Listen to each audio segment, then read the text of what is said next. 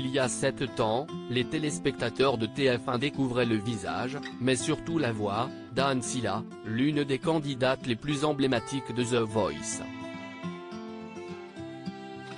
Mais que devient la jeune chanteuse, qui a marqué à tout jamais l'histoire de l'émission? Le parcours d'Anne Silla ferait rêver n'importe quel candidat de télécrochet musical. CIST en 2015, lors de la 4e saison de The Voice, que le public a découvert la voix angélique de la jeune chanteuse, qui traversait alors une période compliquée dans sa vie. À l'époque, Anne Silla s'était présentée devant les coachs retournés, avec le crâne rasé. Je ne sais pas ce qui m'a pris, je pense que j'avais envie d'une nouvelle vie. Chez les Indiens, la longueur des cheveux correspond à la somme des souvenirs gardés. Moi, j'avais connu des ennuis de santé, mes projets piétinaient, il fallait que je me libère pour aller de l'avant, avait-elle confié dans les colonnes du JDD.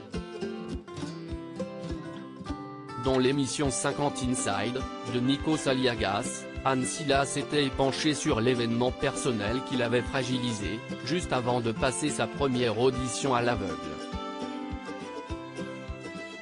En fait, la personne dont j'étais très amoureuse a fait une bouffée délirante. Et m'a donné des coups de couteau.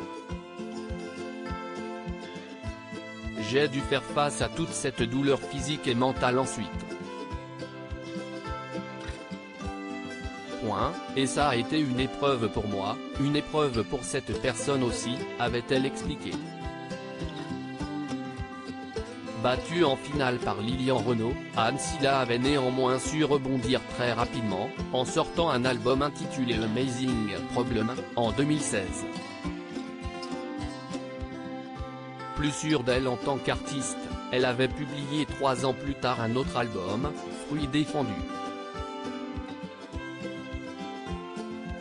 Florent Pagny, son mentor en 2021, la chanteuse, qui célèbre ses 33 ans ce dimanche 5 mars, participait à The Voice All Stars, et rejoignait une nouvelle fois l'équipe de Florent Pagny, son mentor.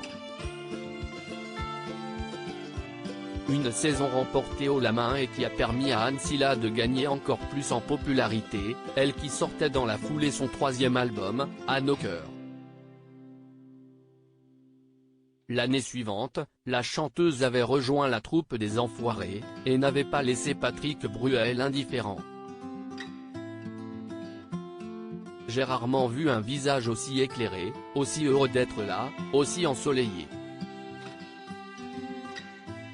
CIST une formidable recrue pour les restos parce qu'elle a une voix magnifique, avait-il confié face aux caméras de 50 Inside. Celle qui a joué le rôle de Marie dans la comédie musicale de Pascal Obispo Jésus, de Nazareth à Jérusalem, et qui a également prêté sa voix à Nala dans la version live-action du Roi Lion, a écumé les routes ces derniers mois dans le cadre de sa tournée, après avoir sorti son album Madeleine. Restée très proche de Florent Pagny, la chanteuse avait avoué avoir eu très peur après l'annonce de son cancer, elle qui se dit fortement attachée à lui. Du côté de sa vie personnelle, après une histoire d'amour très compliquée et douloureuse, Anne Silla coule désormais des jours heureux avec un artiste dont elle n'a pas dévoilé l'identité. J'ai la chance d'être avec quelqu'un qui m'encourage et qui comprend les difficultés du métier comme le fait de ne pas être forcément là tout le temps. Il me soutient beaucoup, avait-elle révélé à Pure People. Pas de doute, la vie sourit désormais à Anne Silla.